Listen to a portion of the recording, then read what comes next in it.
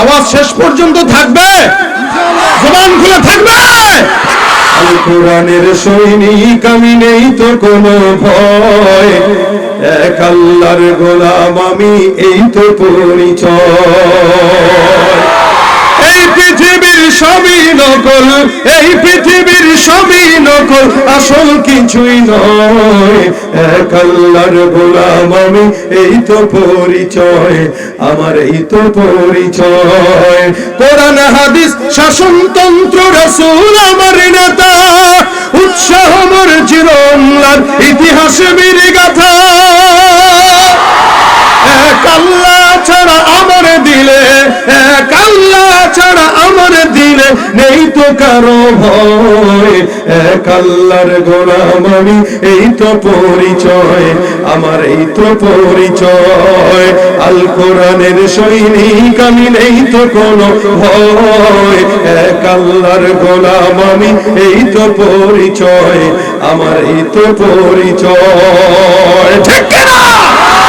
আমরা কার গোলাম? আল্লাহ।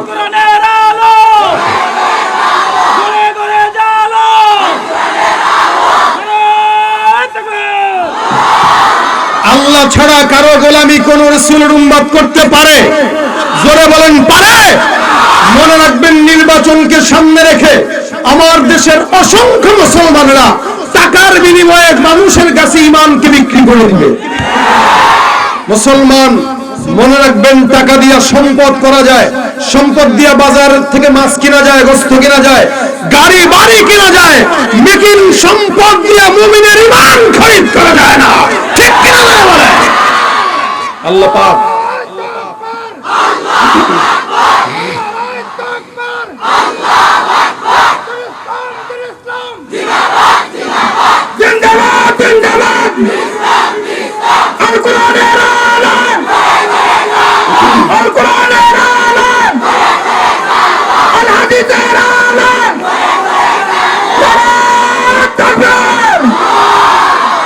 আল্লাহ পাক আমাদের জানকে, জান আর মালের বিনিময়ে আমাদেরকে দিয়েছেন জান্নাত, যেটা আল্লাহ পাক অনেক আগেই কিনে নিয়েছেন।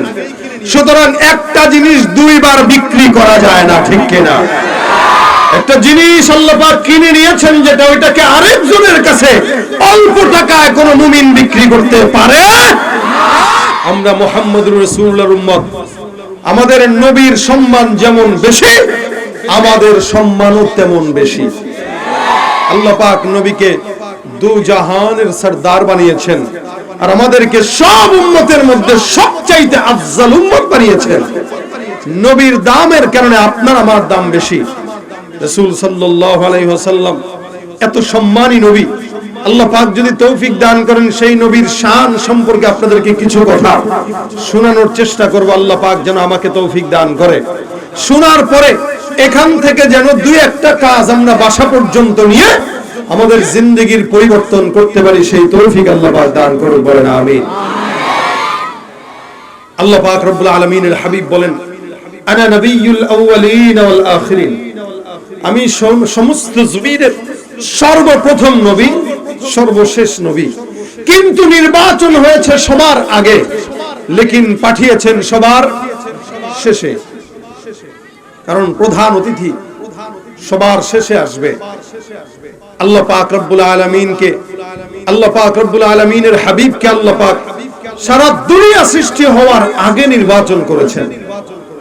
নবী বলেন, আদম যখন নবী হয় নাই, আমি তার আগ থেকেই আমি মুহাম্মদুর রাসূলুল্লাহর নবী। সুবহানাল্লাহ।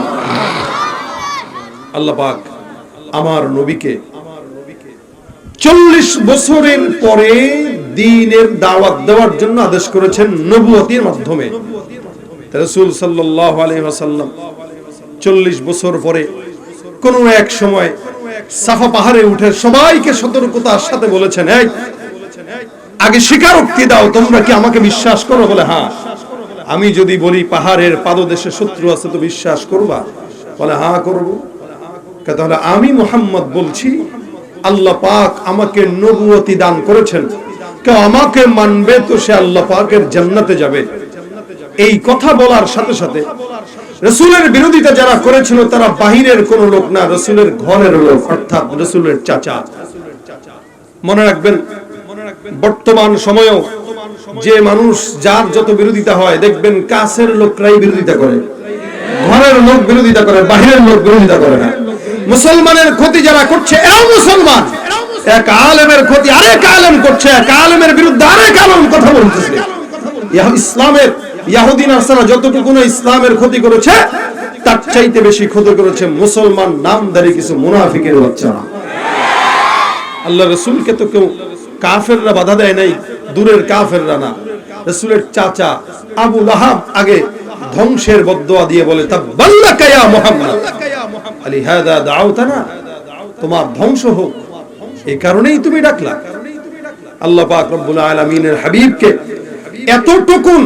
এতটুকুন অপমান করার কারণে আল্লাহ পাক রব্বুল আলামিন সূরা নাজিল করে তাকে বদদুয়ার ঘোষণা করলেন, তাব্বাত ইয়াদা আবি লাহাবি ওয়া তাব্বা মা আগনা আনহু মালুহু ওয়া মা কাসাব সায়াসলা নারান যাতা লাহাব ওয়া ইমরাআতু। আল্লাহ কয় তুই আমার নবীকে একা বদদুয়া দিলি, আর আমি আল্লাহ তোর সন্তান সন্ততি স্ত্রী সম্পদ সবগুলোকে ধ্বংস করে দিলাম।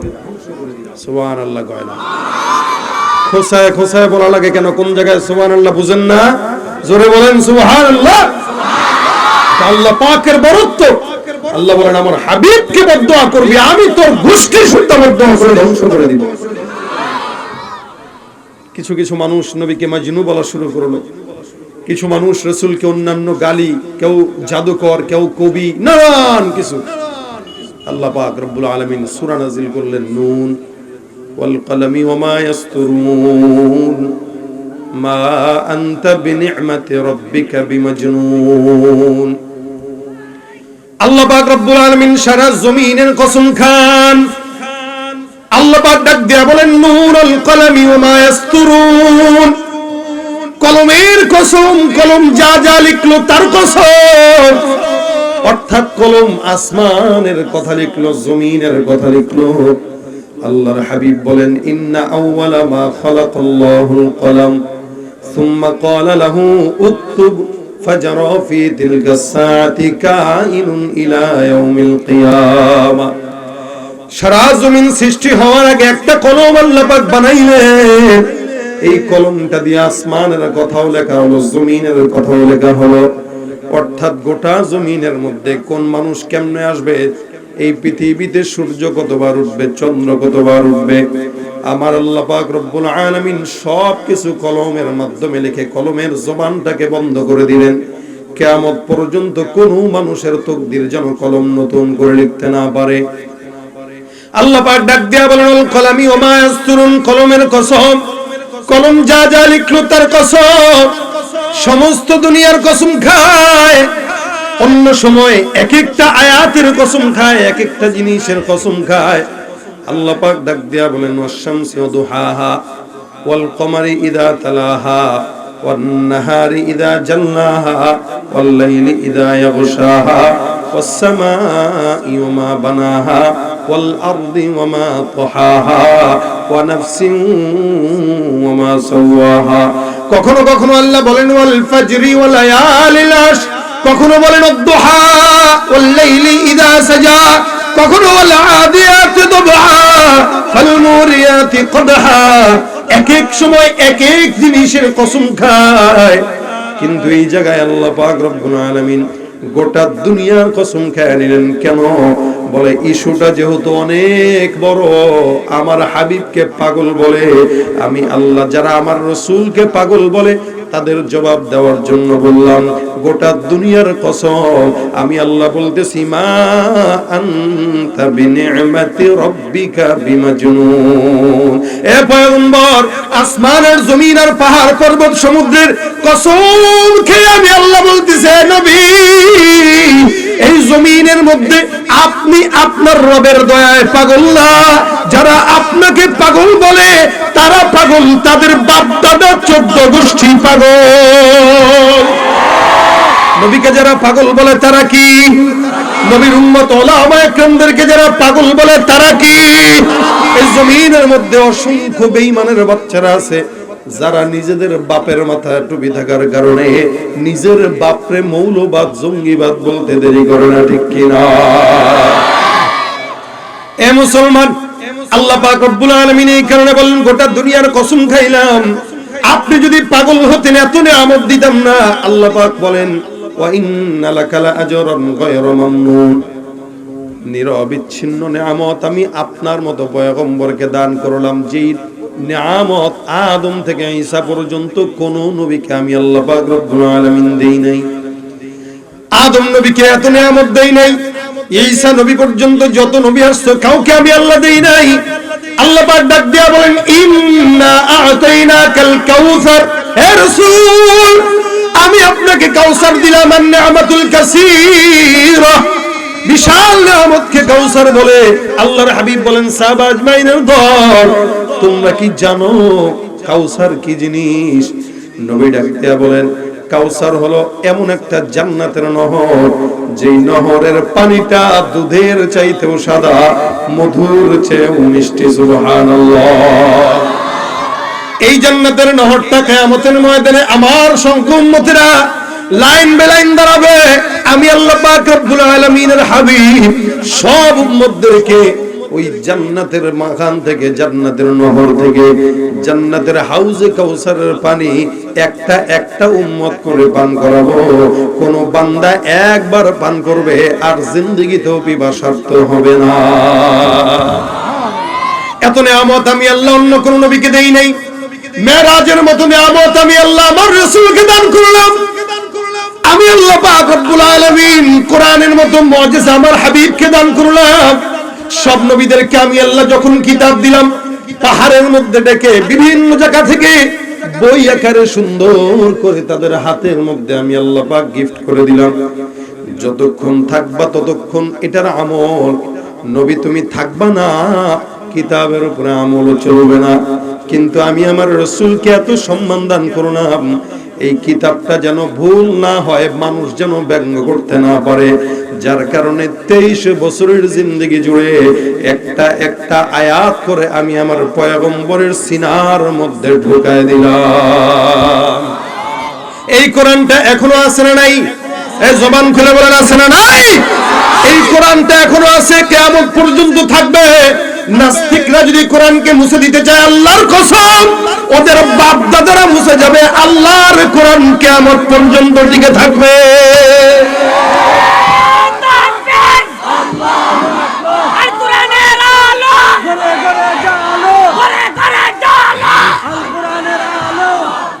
হে ভাইরা আমার, এত বিশাল বড় মুজিজা আমার পয়গম্বরকে আল্লাহ পাক রব্বুল আলামিন দান করলেন শুধুমাত্র আখিরি নবী হওয়ার কারণে। আল্লাহ পাক রব্বুল আলামিন বলেন, ইন্নাকা লাআজরান গায়রা মামনুন, নিরবিচ্ছিন্ন নিয়ামত, যে নিয়ামতটা আমি আল্লাহ দান করলাম। কেন জানো কেমন নিয়ামত? সব নবীদেরকে আমি আল্লাহ জমিনের মধ্যে প্রেরণ করলাম। আমি আল্লাহ পাক অন্য নবীদেরকে কোরআনের মধ্যে নাম ধরে ধরে ডাকলাম। যেমন আল্লাহ পাক বলেন, ইয়া আদম উসকুন আনতা ওয়া যাওজুকাল জান্নাহ। আদমকে আল্লাহ পাক নাম ধরে ডাকলেন। আমার আল্লাহ পাক ডাক দিয়ে বলেন, ইয়া মূসা লা তাখাফ। মূসাকে আল্লাহ পাক নাম ধরে ডাকলেন। আল্লাহ পাক ডাক দিয়ে বলেন, ইয়া ইব্রাহিম ক্বাদ সাদ্দাকতার রুইয়া। ইব্রাহিম পয়গম্বরকে নাম ধরে ডেকেছেন। আল্লাহ পাক রব্বুল আলামিন বলেন, ইয়া নূহ ইহবিতু বিসালামিন মিন্না ওয়া বারাকাতিন আলাইক। এখানে নূহ পয়গম্বরকে আল্লাহ পাক রব্বুল আলামিন নাম ধরে ডাকলেন। আল্লাহ পাক ডাক দিয়া বলেন, ও ইব্রাহিম ওয়া ইসমাঈল ওয়া যাল কিফ ইয়া মারইয়াম কুনুতি লিরাব্বিকি ওয়াসজুদি ওয়ারকাই মা'আর রাকিঈন। আল্লাহ পাক ডাক দিয়া বলেন, হে মূসা, হে ঈসা, হে জাকারিয়া, হে ইয়াহইয়া, সব নবীদেরকে আল্লাহ পাক নাম ধরে ডাকলেন। কিন্তু আপনার আমার পয়গম্বর মুহাম্মদুর রাসূলুল্লাহ জবান খুলে বলেন সাল্লাল্লাহু।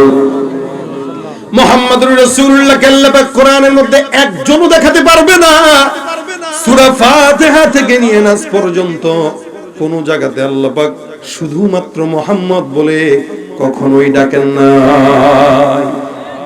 অন্য নবীদেরকে আল্লাহ পাক নাম ধরে হে নবী, হে আদম, হে মুসা, হে ঈসা, হে জাকারিয়া, হে ইব্রাহিম, হে ইসমাঈল, সব নবীদেরকে নাম ধরে ধরে ডাকলেন। কিন্তু আমার পয়গম্বরকে আল্লাহ পাক যখন ডাকার প্রয়োজনীয়তা অনুভব করলেন, আল্লাহ পাক কোরআনের ভাষায় বলেন, ইয়া আইয়ুহান নবী। সুবহানাল্লাহ। সম্মান বেশি দিলেন না কম দিলেন? জোরে বলেন, বেশি দিলেন না কম দিলেন? ওই নবীর উম্মত হওয়ার পরে, হে নবীর উম্মত, তুমি জানো না, তুমি বুঝো না তোমার সম্মান বেশি না কম? আল্লাহ পাক রব্বুল আলামিন নবীর উম্মত হওয়ার কারণে তোমার সম্মান বাড়ায় দিলেন, যার কারণে আল্লাহ পাক রব্বুল আলামিন তোমাকেও কোরআনের মধ্যে সম্মান দিয়ে ডাকলেন। আল্লাহ পাক কোরআনের ভাষায় বলেন ইয়া আইয়ুহান নবী, কখনো কখনো বলেন ইয়া আইয়ুহার রাসূল, হে রাসূল, হে নবী। কখনো কখনো আল্লাহ পাক রব্বুল আলামিন বলেন, আল্লাহ পাক ডাক দিয়া বলেন লাকাদ জাআকুম রাসূলুম মিন আনফুসিকুম। এখানেও আল্লাহ পাক রব্বুল আলামিন রাসূল শব্দটাও লাগাইলেন। কখনো কখনো বলেন লাকাদ কানা লাকুম ফি রাসূলিল্লাহি উসওয়াতুন হাসানা, এখানেও রাসূল শব্দটা ব্যবহার করলেন। আল্লাহ পাক অন্য আয়াতের মধ্যে বলেন ওয়ামা আরসালনাকা ইল্লা রাহমাতাল লিল আলামিন। এখানে আল্লাহ পাক রাহমাতুল লিল আলামিন বলে সম্বোধন করেছেন। কখনো কখনো বলেন তাহা মা আনজালনা আলাইকাল কুরআনা লিতাশকা, কখনো বলেন ইয়া আইয়ুহাল মুজাম্মিল। অর্থাৎ সব জায়গায় আল্লাহ পাক লকব লাগাইছেন। দেখবেন এলাকার চেয়ারম্যান কেউ মানুষ নাম ধরে ডাকে না, সুন্দর করে লকব দিয়া ডাকে। যদি নামও ধরে, নামের পাশাপাশি লকবটাও লাগায় দেয়, অমুক চেয়ারম্যান, তমুক চেয়ারম্যান। এ মুসলমান, আল্লাহ পাক রব্বুল আলামিন কখনো কখনো নাম ধরলেন, নামের সঙ্গে সঙ্গে আল্লাহ পাক সুন্দর করে লকবটাও লাগাইলেন। আল্লাহ পাক বলেন মুহাম্মাদুর রাসূলুল্লাহ। আল্লাহু আকবার। আল্লাহ পাক মুহাম্মাদের পাশাপাশি রাসূলটাও লাগায় দিলেন। আল্লাহ পাক অন্য আয়াতে বলেন ওয়ামা মুহাম্মাদুন ইল্লা রাসূল, মুহাম্মদ তো নয়, তিনি হলেন রাসূল। আল্লাহ পাক অন্য আয়াতে বলেন ওয়ামা মা কানা মুহাম্মাদুন আবা আহাদিন মির রিজালিকুম ওয়ালাকির রাসূলুল্লাহি ওয়া খাতামান নবিয়্যিন। আল্লাহু আকবার। আল্লাহ, এখানে আল্লাহ পাক আমার নবীর দুইটা পরিচয় তুলে ধরলেন। এক নম্বর ওয়ালাকির রাসূলুল্লাহ, আল্লাহর রাসূল। দুই নম্বর ওয়া খাতামান নবিয়্যিন, কিয়ামত পর্যন্ত আমার পয়গম্বর সত্য নবী, শেষ নবী। এটার স্বীকারোক্তি দিলেন কে? বলেন তো। বাংলাদেশে কাদিয়ানির বাচ্চা দোসররা আছে না নাই? এরা আমার নবীর খতমে নবুয়ত মানে না, অথচ আল্লাহ বলেন ওয়ালাকির রাসূলুল্লাহি ওয়া খাতামান নবিয়্যিন। ইনি হলেন শেষ পয়গম্বর, এরপরে আর কোন নবী আসার সম্ভাবনা নাই। যেই সমস্ত বেঈমানেরা আমার নবীর খতমে নবুয়ত মানে না, এরা নিঃসন্দেহে কাফের, কাফের, কাফের। ঠিক কিনা? বাংলাদেশে মনে রাখবেন, বাংলাদেশে ইহুদিরা যেমন থাকে, নাস্তিকরা যেমন থাকে, হিন্দুরা যেমন থাকে, বৌদ্ধরা যেমন থাকে, তাদের পরিচয় নিয়ে এদেশে মুসলমানরাও থাকবে, মুসলমানের পরিচয় নিয়ে কাদিয়ানীরা থাকবে। তবে সত্য হলো মুসলমান পরিচয় নয়, কাফের পরিচয় থাকবে। কাদিয়ানী কাফের কোনো সন্দেহ নাই। ঠিক কিনা? ধরে ভাইরা, আমার এদেশে সমস্ত মুসলমানদের জানা উচিত, যারা কাদিয়ানীদেরকে সাপোর্ট করে, ইসরায়েলের পণ্য যেমন আমরা বয়কট করে দেখিয়েছি, ঠিক তেমনি ভাবে কাদিয়ানীদের পণ্য বয়কট করা ঈমানের দাবি। ঠিক কিনা? কি হবে শেষ নবীজির উম্মত বলে দাবি করে, যদি ওই নবীর চেয়ার কাদিয়ানীরা দখল করে? কি হবে শেষ নবীজির উম্মত বলে দাবি করে, যদি ওই নবীর চেয়ার কাদিয়ানীরা দখল করে? নবীজির জন্য যদি রক্তের বহে নদী, নবীজির জন্য যদি রক্তের বহে নদী, তবুও হটব না এই দাবি থেকে। কি হবে বেঁচে থেকে? অযথা বিদ্যা শিখে যদি না গড়তে পারি শোষণবিহীন সমাজটাকে, ঠিক কিনা? কাদিয়ানিরা কি জোরে বলেন? কাফের কাফের, আরো জোরে, কাফের কাফের, কাদিয়ানি কাফের। সন্দেহ আছে? সন্দেহ আছে? আল্লাহ পাক পরিচয় তুলে ধরেন, খাতামুন নবীন। নবী বলেন, আনা খাতামুন নবীন লা নবিয়্যা বাদি, আমার পরে কোন নবী নাই। যদি আসতো, আল্লাহর হাবিব বলেন, লাকানা উমর ইবনুল খাত্তাব, আমার পরের নবীটাই হয়তো আমার সাহাবী হযরতে উমর। আমার আল্লাহ পাক সম্মান দিতে যায় আমার নবীর পরিচয় ধরলেন। এ নবীর উম্মতেরা, তোমরা সেই নবীর সম্মান জানো না, বুঝো না। যেই নবীর মর্যাদা দিতে যায় আল্লাহ কোরআনের মধ্যে কোন জায়গায় নাম ধরে উল্লেখ করে নাই। শুধু তাই নয়, আল্লাহ পাক উম্মতকেও আদেশ করেছেন, ইয়া আইয়ুহাল্লাযীনা আমানু লা তাজআলু দুআ আর-রাসূলি বাইনাকুম কাদুআই বা'দিকুম বা'দা। হে মুমিনের দল, তোমরাও যখন ওই নবীকে ডাকবা, খবরদার অমুক ভাইয়ের মতো ভাই ভাই বলে ডাকো না। একজন আরেকজনকে যেভাবে ডাকো, এজন্য আলেমদেরকেও সম্মানের সাথে নাম উচ্চারণ করা। কেন? এরা হলো রাসূলের ওয়ারিস। আল্লাহ পাক বলেন, নাম ধরে ডাকবা না, কেমনে ডাকবা? বলবা ইয়া রাসূলুল্লাহ। আল্লাহ পাক ডাক দিয়ে বলেন, নবীর সামনে যখন থাকবা, আল্লাহর হাবিবের বেলায় সাহাবাদেরকে আল্লাহ পাক আদেশ শিখায় দিলেন, লা তারফাউ আসওয়াতাকুম ফাওকা সাউতিন নবী। নবীর সামনে জবান উঁচা করা যাবে না, কথা জোরে বলা যাবে না।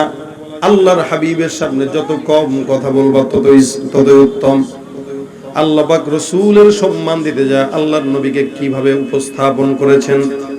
আর আপনার মতো আমার মতো নালায়েক না খানদার নাচিস বান্দাদেরকেও শুধুমাত্র রাসূলের উম্মত হওয়ার কারণে কোরআনের মধ্যে আল্লাহ পাক রব্বুল আলামিন আপনাকে আমাকে সম্বোধন করেছেন মুমিন নাম দিয়ে। সুবহানাল্লাহ।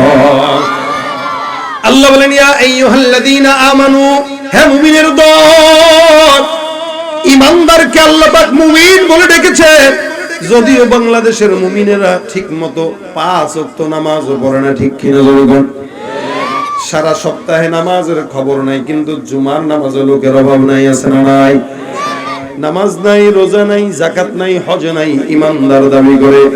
আল্লাহ পাক বলেন, ওমিনান নাসি মান ইয়াকুলু আমান্না বিল্লাহি ওয়া বিল ইয়াউমিল আখির ওয়া মা হুম বিমুমিনিন।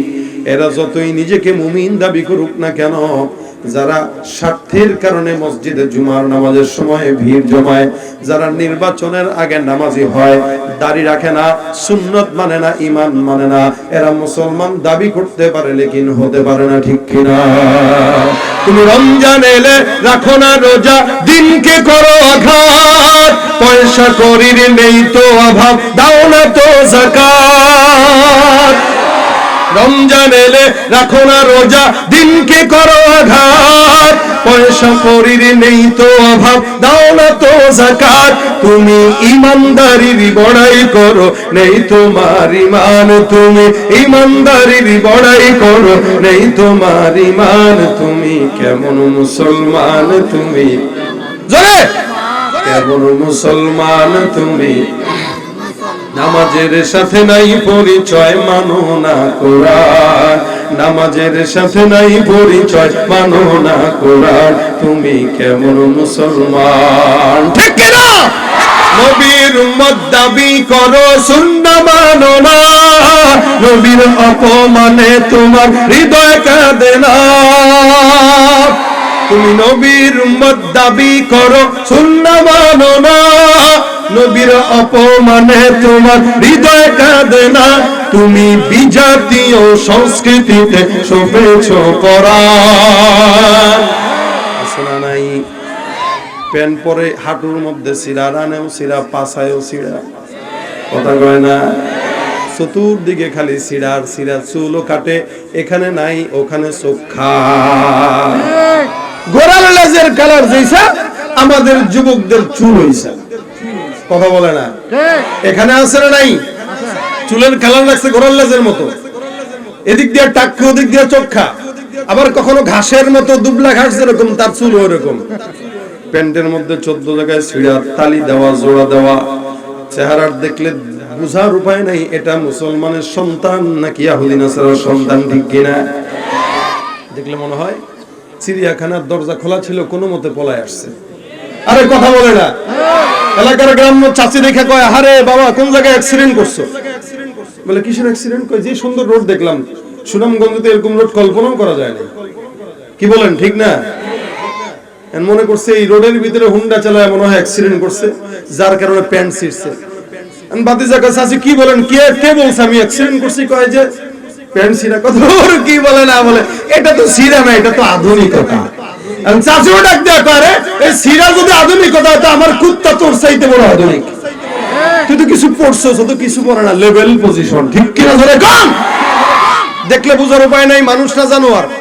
এমন চিকন প্যান্ট পরে, দূর থেকে দেখলে মনে হয় দুইটা সুপারি গাছ দাঁড়ায় আছে। এমন ভাবে চিকন প্যান্ট পরে দাঁড়ায় মতো লাগে, বসে প্রস্রাব করার সুযোগ নেই। আছে না নাই? জোরে কর। দাঁড়ায় প্রস্রাব করে, প্যান্টটা কি নাপাক থাকে না পবিত্র থাকে বলেন তো? এই জন্য নামাজের কথা যদি বলেন, হাসি দিয়া কইব, হুজুর প্যান্টের মধ্যে সমস্যা। আপনাদের এলাকায় সব ভালো মানুষ, নামাজি মানুষ, এগুলো নাই, কথা কয় না। প্যান্টের মধ্যে সমস্যা, তার মানে প্যান্টে মুতে, কথা কয় না। প্যান্টে কি করে? আরে বাচ্চাদের বছরের সে প্যান্টে মুততে পারে, প্রস্রাব করতে পারে। ওর মধ্যে 30-40 বছরের দামনা যদি মুতে, ফার্মেসির থেকে প্যান্ট পাস কিনা পরায় দিবেন, যেন প্যান্ট নাপাক না হয়, ঠিক কিনা? ধরে কর। নবীর উম্মত দাবি করো, সুন্নাহ মানো না, নবীর অপমানে তোমার হৃদয় কাঁদে না। তুমি বিজাতীয় সংস্কৃতিতে সপেছো পরাণ, তুমি বিজাতীয় সংস্কৃতিতে সপেছো পরাণ। তুমি কেমন মুসলমান, কেমন মুসলমান, তুমি কেমন মুসলমান, ঠিক না বেঠি? মুসলমান উম্মত দাবি করলে উম্মতের মতো আচরণ দরকার আছে না নাই? ভাইরা আমার খুব বুঝবেন, আল্লাহ পাক আপনাকে ইমানদার বলেছেন, আমাকেও ইমানদার বলেছেন। ইমানদার কোনদিন ঘুষ খায়? কথা কয় না। ইমানদার ভোট কিনতে যায় টাকা খরচ করে, ইমানদার দুর্নীতি করে, ইমানদার ঘুষ খায়। ইমানদারের হালত কি আল্লাহ পাক বলেন, লাকাদ কানা লাকুম ফি রাসূলিল্লাহি উসওয়াতুন হাসানাহ। ইমানদার মনে রাখবা, যেই নবী পেয়েছো এই নবীর মধ্যে তোমাদের জন্য উত্তম চরিত্র দিয়া দিলাম। যেই বান্দা এই চরিত্র ফলো করবে, ওই বান্দা এই চরিত্রওয়ালা নবীর সঙ্গে জান্নাতে যাবে। নবীর সঙ্গে জান্নাতে যাইতে চান তো? ইনশাআল্লাহ চান, মুখে মুখে চান। যদি চাইতেন তাহলে চুলের ডিজাইন অমন হইতো না, যদি চাইতেন দাড়ি জবান থেকে কাটতেন না, ঠিক কিনা? জোরে কর। মুসলমান এই জন্য আল্লাহর হাবিব সাল্লাল্লাহু আলাইহি ওয়াসাল্লাম বলেন, লা ইউমিনু আহাদুকুম হাত্তা ইয়াকুনা হাওয়াহু তাবান লিমা জিতু বি। আল্লাহ পাক কোরআনে বলেন, ইন্নাকা লাআলা খুলুকিন আযীম। নিশ্চয়ই পয়গম্বর আপনি হলেন খুলুকে আযীমের অধিকারী। আখলাক হলো 3 প্রকার। 1 নম্বর হলো খুলুকে হাসান, 2 নম্বর হলো খুলুকে কারীম, 3 নম্বর হলো খুলুকে আযীম। এই 3টা আখলাকের মধ্যে পার্থক্য কি? খুলুকে হাসান হলো কেউ আপনাকে আঘাত দিল, আপনিও তাকে আঘাত দিয়ে দিলেন। 2 নম্বর খুলুকে কারীম, কেউ আপনাকে আঘাত দিল, আপনি তারে মাফ করে দিলেন। 3 নম্বর খুলুকে আযীম, কেউ আপনাকে আঘাত দেওয়ার পর হাতটা বুকের মধ্যে নিয়ে বললেন, ভাই হাতে ব্যথা পাইছেন কিনা? আল্লাহ বলেন, ইন্নাকা লাআলা খুলুকিন আযীম। নবী আপনাকে আমি উত্তম আখলাকের অধিকারী বানাইলাম, যার কারণে কেউ আপনাকে আঘাত দিল, আপনি তার হাতে হাত রেখে বলতেন, ভাই কি ব্যথা পাইছেন? সুবহানাল্লাহ। আল্লাহর নবীর চরিত্র ছিল কাফেরদেরকেও মুসলমান বানায় জান্নাতি বানায় দিত, আর আমাদের চরিত্র হলো মুসলমানদেরকে ধরে ধরে মুনাফিক বানায় জাহান্নামে ঢুকায় দেয়। মুসলমান এরা মুনাফিক বলতেছি, মুসলমান তারে মিথ্যাবাদী বানায় দিচ্ছি, মুসলমান আরেক মুসলমানকে গালিগালাজ করতেছি। এই জন্য আল্লাহ পাক বলেন, হে ঈমানদাররা, তোমরা পরিপূর্ণ ইসলামের মধ্যে ঢুকো। কারণ ইসলামের মধ্যে যদি কোনো বান্দা পরিপূর্ণ ঢুকে, আল্লাহর হাবিবের পরিপূর্ণ সুন্নত ওই বান্দার অটোমেটিক মানা হয়ে যাবে। আল্লাহ পাক রব্বুল আলামিনের হাবিবের চরিত্র কেমন ছিল দেখেন। মসজিদে নববীর মধ্যে আল্লাহর নবী বসা, সাহাবারা বয়ান শুনতেছেন মসজিদের ভিতরে। মসজিদে নববীর পাকা, নিচের ফ্লোর তো আগে পাকা ছিল না, কাঁচা ছিল। এখন তো মাশাআল্লাহ কাঁচা ছিল। একজন গ্রাম্য সাহাবী দূর থেকে বয়ান শোনার জন্য আসছেন, বেদুইন। মসজিদের মধ্যে বয়ান শুনতে শুনতে শুনতে শুনতে হঠাৎ করে প্রস্রাব চলে আসছে। মনে করেন আপনাদের এখানে অনেকে বয়ান শুনতেছেন, হুট করে চলে আসছে ডায়াবেটিস, বৈশা যদি করা শুরু করে ধমক দিবেন কি দিবেন না? মাঝখানে যদি করা শুরু করে ধমক দিবেন কি দিবেন না? এবারে কি শুরু করছে? আর সেটা যদি মসজিদ হয় তাহলে তো কোনো কথাই নাই। মসজিদে নববীতে প্রস্রাব করতে বসছে, সাহাবারা কয়েকজন ধমক, এই বেটা করে কি, মসজিদে এটা বেটা কর, রাসূল ডাক দিয়া দূর থেকে দেখে কয়, এই খবরদার খবরদার, করতে দাও। হুজুর মসজিদ তো, আরে করুক না। মসজিদে ওই কি প্রস্রাব তো ছেড়েই দিছে, যতটুকু ছাড়ছে একটু ছাড়তে দাও বাকিটা। আর মাঝখানে যদি বাধা দাও তাহলে কিডনিতে সমস্যা হবে। তার মানে আমার নবী শুধুমাত্র নবী ছিলেন না, ডাক্তারও ছিলেন। সুবহানাল্লাহ কয় না? এই সাহাবী যেটা প্রস্রাব করতে বসছে সে তো দেখছে। সাহাবা আজমাইন ডাক দিয়ে বলে, ইয়া রাসূলুল্লাহ, মসজিদের ভিতরে প্রস্রাব করলে আপনি কিছু বললেন না? এটা পবিত্র জায়গা। রাসূল বলে, আরে বেটা ছেড়েই তো দিছে, বলে লাভ কি, বুঝাও, পানি নিয়ে আসো, জায়গাটা ধুয়ে দাও, আর তাকে আমার কাছে ডেকে নিয়ে আসো। তো ডাকার পরে নবী করিম সাল্লাল্লাহু আলাইহি ওয়াসাল্লাম মাথায় হাত টাত বুলায় সুন্দর করে, বাবারে এটা মসজিদটা ইবাদতের জায়গা, আহাব্বুল বিলাদি ইলাল্লাহি মাসাজিদুহা, আল্লাহর কাছে সবচাইতে পছন্দের জায়গা কোনটা? এরপরে তো বাজারে যায় গিবত করে। আর বাজারের দোকান, চায়ের দোকানগুলোও দেখবেন, রুটি উঠানোর টাকা না থাকলেও 32 ইঞ্চি টিভি লাগানোর টাকা তারা শয়তান ঠেকে দিয়েছে। সব কিছু করে বসে বসে এখানে আকাম করে বসে বসে দোকানের মধ্যে। নবী করিম ডাক দিয়া বলতেছেন, মসজিদটা পবিত্র জায়গা, প্রস্রাবের জায়গা নয়। আর কোনদিন মসজিদের মধ্যে নাপাক করবা না, বুঝাই দিলাম। নবী মাথার মধ্যে হাত বুলায় বুলায় সুন্দর করে বুঝাইলেন। সাহাবা আজমাইন পানি আনলেন, সুন্দর করে মসজিদ ধুয়ে দিলেন। এই লোকটা যে আচরণটা দেখলো, একদিকে সাহাবী আরেক দিকে আমার নবী, বান্দা এবার আসমানের দিকে দুহাত তুলে ডাক দিয়া বলে, আল্লাহুম্মা রহামনি ওয়ারহাম মুহাম্মাদা ওয়ালা তারহাম মা'ানা আহাদা। আল্লাহ তুমি আমারে রহমত করো আর মুহাম্মদকে রহমত করো, আর একটারেও রহমত করো না। দোয়াটা কি হইছে নি? কিন্তু সেই দোয়া করছে। সাহাবারা দেখে কয়, হুজুর দেখছেন কি দোয়া করে? আপনার জন্য তার জন্য দোয়া করলো, আমাদের উপরে যেন আল্লাহ রহমত না দেয় এই দোয়া করলো। এটা কোনো কথা হুজুর মানা যায়? নবী বলেন, কি ব্যাপার ভাই, এটা কি দোয়া করলা? কাজী হুজুর, আল্লাহুম্মা রহামনি ওয়ারহাম মুহাম্মাদা ওয়ালা তারহাম মা'ানা আহাদা, আল্লাহ তুমি আমাদের দুইজনকে রহমত দাও, আর কাউকে দেওয়া দরকার নাই। সাহাবারা আবার রাগ হয়ে গেছে, হুজুর দেখছেন না কিছু বলছিলাম, কেন বলছিলাম এই যে উল্টা পাল্টা পুরা। এক নম্বর মসজিদে প্রচার করলো, এখন দোয়াও করতেছে উল্টা। নবী কয়, কেনই দোয়া করলা? কয়, হুজুর একটু মুততেই না বসছিলাম, প্রস্রাব করতে বসছিলাম, আমি তো বুঝি নাই, আমি ভাবছি মাটি বালি প্রস্রাব করলে তো মিশে যাবে, সমস্যা কি? এরা আমার সঙ্গে যেভাবে ধমক দিয়ে কথা বলছে, আপনি নবী না থাকলে তো মায়েরা কাপড় বানায় দিত। তাই এদের জন্য দোয়া করবো, আমার দোয়া আসতেছে না, আমি আপনার জন্য আর আমার জন্যই দোয়া করলাম। নবী সাহাবাদেরকে ডাক দিয়া বলেন, ইয়াসসিরু, সহজ করবা, এটা তার দোষ না। তোমরা তাদের সঙ্গে, তার সঙ্গে তোমরা নরম ভাষায় বলতে পারতে, ভাই মসজিদটা পবিত্র জায়গা, হ্যাঁ এটা আমার রাসূলের আখলাক। সাহাবা আজমাইন তো যে কোনো অন্যায়ের ব্যাপারে কঠোর ছিল, এটা তাদের জায়গায় তারা ঠিক, যে মসজিদের ভিতরে নাপাক করছে, এই কঠোর।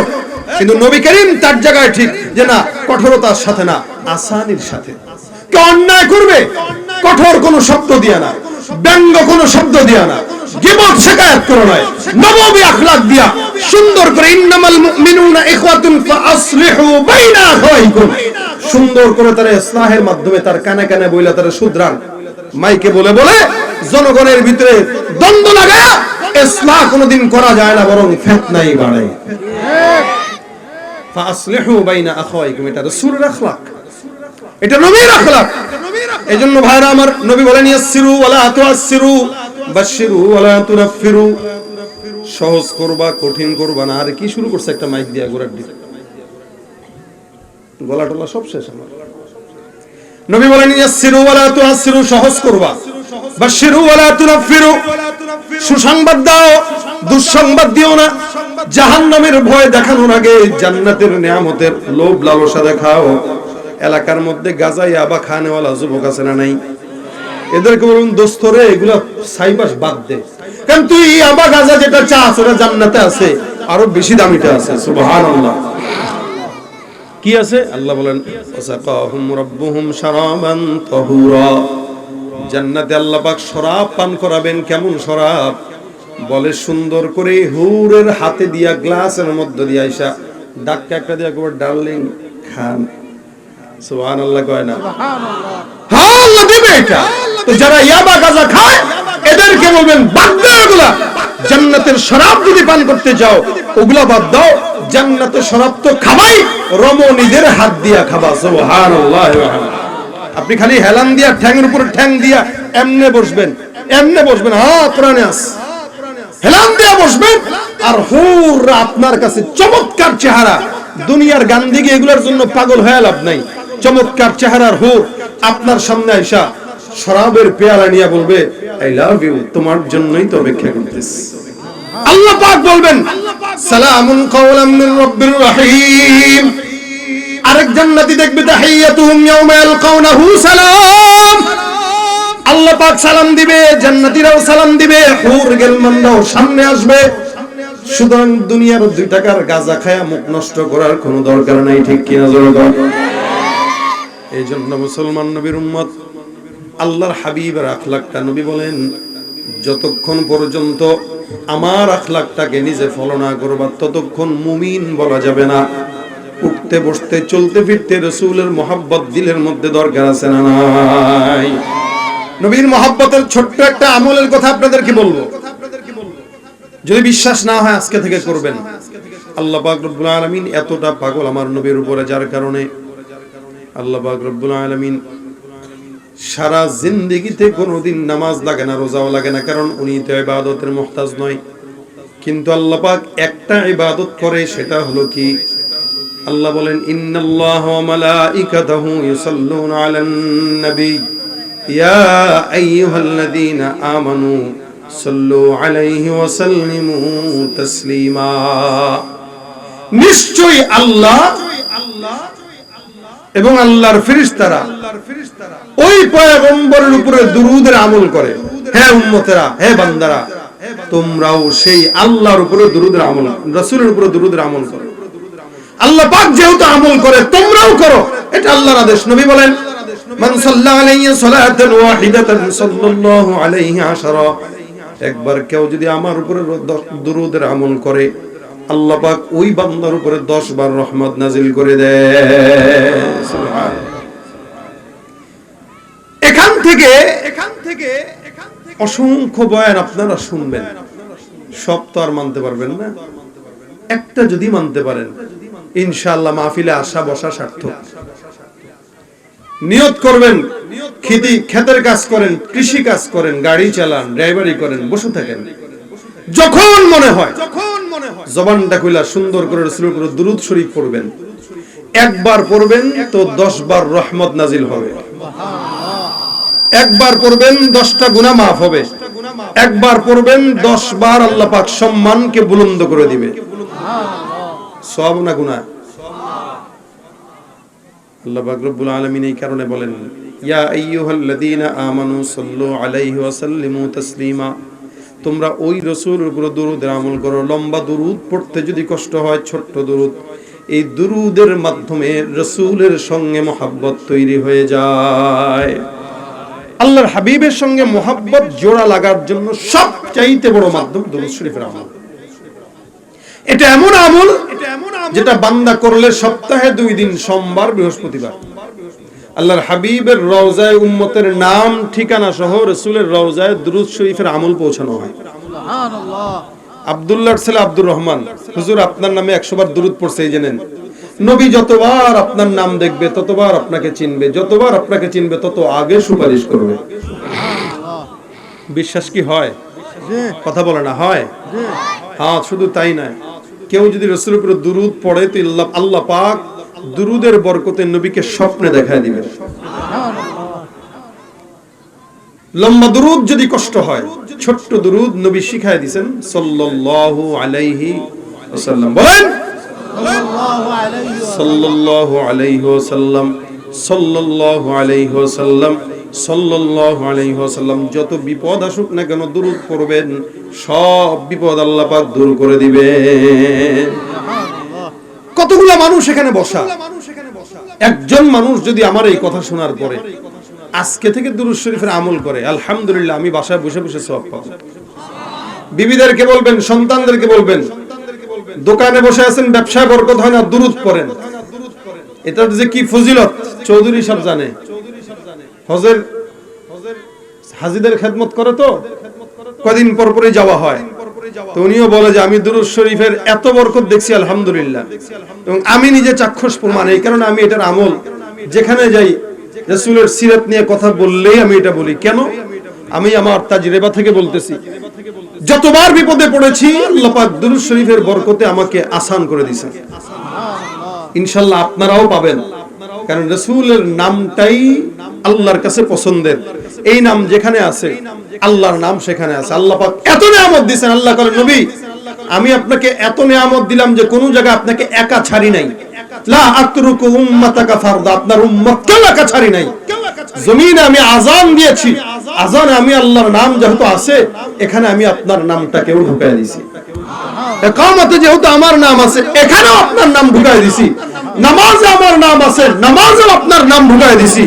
দুরূদে আমার নাম আছে, দুরূদেও আপনার নাম ঢুকায় দিয়েছি। দোয়াতে আমার নাম আছে, দোয়াতেও আপনার নাম ঢুকায় দিয়েছি। দুনিয়ায় আমার নাম যেখানে, আপনার নাম সেখানে। কবরেও প্রশ্নের ভিতরে আমার নাম যেহেতু আছে, আপনার নামের প্রশ্ন আমি আল্লাহ মিলায় দিয়েছি। সুবহানাল্লাহ। জান্নাতেও আমার নাম যত জায়গায় আছে, প্রত্যেকটা দুয়ারে দুয়ারে আপনি রাসূলের নামটাও ঢুকায় দিয়েছি। সম্মান বেশি না কম? কিন্তু আমরা চিনলাম না, সারা দুনিয়ার মাখলুক চিনল, আমরা চিনলাম না। যার কারণেই তো দাড়ি রাখতে পারি না। এই কারণে দাড়ি রাখতে কষ্ট হয়, এই কারণেই রাসূলের সুন্নাত মানতে কষ্ট হয়, মিসওয়াক করতে কষ্ট হয়, সালাম দিতে কষ্ট হয়। কেন? আমরা উম্মত দাবি করি, কিন্তু উম্মতের উম্মু হইতে পারি নাই। মুমিনের মা আমাদের ভিতরে নাই। আল্লাহ পাক যেন আমাদেরকে উম্মত হবার তৌফিক দান করে। দুরূদ শরীফের আমল করবেন তো ইনশাআল্লাহ? কারা কারা করবেন হাত তুলে? আল্লাহু আকবার, জোরে বলেন আল্লাহু আকবার। আল্লাহ পাক তৌফিক দান করুক, জোরে বলেন আমিন। আজকের এই মাহফিলের এতক্ষণ আলোচনা, এরপর আলোচনা হবে আলহামদুলিল্লাহ। হুজুর আলোচনা করবেন, আমাদের মাওলানা মামুন চৌধুরী সাহেব, উনি আলোচনা করবেন। এরপরে সিলেট থেকে শেখ এনাম আসছে আলহামদুলিল্লাহ, চমৎকার নাশিদ, সেও পরিবেশনা করবেন। আমার যেহেতু বহু দূরে যেতে হবে, আমি প্রোগ্রামটা আগেই মামুন চৌধুরী সাহেব বলেছে, আমি মিনিমাম অসংখ্যবার তাকে নিষেধ করছি, ভাই আমি ওদিকে যাব না। কারণ 1 ঘন্টা বয়ানের জন্য 18 ঘন্টা সফর, এটা কোনো যুক্তিতে আমার দিমাগে ধরে না। এলাকায় অনেক বড় বড় আলেম আছে, ওনাদের জবান থেকে বয়ান শুনবেন, বেশি ফায়দা হবে। আমাকে ঢাকার থেকে আনা মানে এটা কমিটিরও ইখলাস নাই, আমার তো নাই। এরপরে আপনারা দোষ দিবেন কন্ট্রাক্টরিদের, কিন্তু আমরা বলি তার চাইতে আগে ঠিক হওয়া দরকার কমিটিদের। কারণ কমিটিদের উদ্দেশ্যই ভালো না, উদ্দেশ্য হলো জমানো। যার উদ্দেশ্য জমানো, ওদের মাহফিলে কোনো হেদায়েতের নূর থাকবে না, এটাই স্বাভাবিক। বক্তাদেরকে দিয়ে দোষ নাম নাই। হুজুর আপনার বক্তা 1 লাখ লাগবে, আনবো কেন? আমাকে 1 লাখ দিবেন, কোন যুক্তিতে দিবেন? কি দরকার আমাকে ঢাকা থেকে 1 লাখ টাকা দিয়ে এনে আনা? এলাকায় কোনো বুজুর্গ নাই, তাদের কথা শুনেন। যদি আপনার ইখলাস ঠিক থাকে, আপনি বুজুর্গদের জবানের কথা শুনবেন, আমার মতো সদরুদ্দিনের কথা আপনি শুনবেন না। কিন্তু আমাকে যদি আনেন আর মাকসাদ যদি থাকে জমানো, তাহলে আমি বলবো আমাকে 1 লাখ কেন 10 লাখ দেওয়া দরকার। এজন্য আমার দোষ আমি তো অবশ্যই দেই, পাশাপাশি আপনাদের দোষও দেই। সবকিছুর পর আমি এই কথা বলি, এখন ঢাকা থেকে এখানে এসে আবার ঢাকায় যাব, আমার একটা কথা শোনার পরে যদি আপনাদের আমলের পরিবর্তন হয়, আমি সাকসেস, আপনাদের এই আশাও সাকসেস। আল্লাহ পাক মাহফিলগুলোকে ইখলাসের ময়দান বানায় দেখ, আমিন।